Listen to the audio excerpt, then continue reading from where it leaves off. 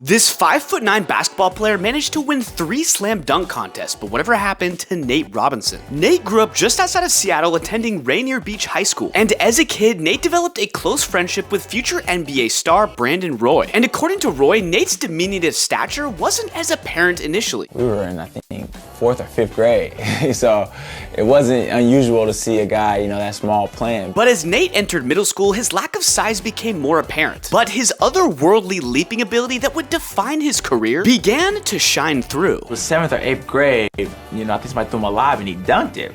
And I'm thinking, no way, because I couldn't even dunk at the time and I was taller than him. Despite being undersized, Robinson shined during his time in high school. During his senior year at Rainier, he averaged 15 points, 8 rebounds, 9 assists, and 5 steals per game, while leading the team to a top 10 national ranking and taking home Washington's Player of the Year. But Nate was much more than just a standout point guard. He also excelled in football and intended to play both sports at the collegiate level. He received interest from USC, Tennessee, Arizona, North Carolina, but ultimately decided to stay local and attend the University of Washington. In his freshman year, Nate played in every game for the Huskies football team and actually started the final 6 at cornerback. He finished the year with 34 tackles and 2 picks before shifting his focus to basketball. After 3 impressive seasons at Washington, Robinson would be drafted with the 21st pick in the 2005 NBA draft to the Knicks. And from a season-long perspective, Nate's rookie year had a lot of ups and downs. At one point, head coach Larry Brown nearly demoted Robinson to the D-League. But late in the season, Nate would have his true breakout performance. And it didn't even come in an actual game, but rather the slam dunk contest. Nate put on an absolute clinic with multiple notable dunks, but his most memorable had to be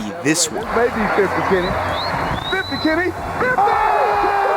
Yes, that's 5'6" Spud Webb, 1986 slam dunk champion he's dunking over. Robinson would end up taking home the title in a controversial win over Andre Iguodala, and Nate would return to the contest the following year to defend his title, but suffered a narrow defeat to Gerald Green. But Robinson would reclaim his title 2 years later in one of the most memorable dunk contests of all time. Nate was pitted against Dwight Howard, who had taken on a Superman-like persona. In legendary fashion, as a response to Dwight, Nate would enter the final round in a kryptonite-themed outfit, and would go on to give us this classic moment. Jump over Superman, he should win it. Oh!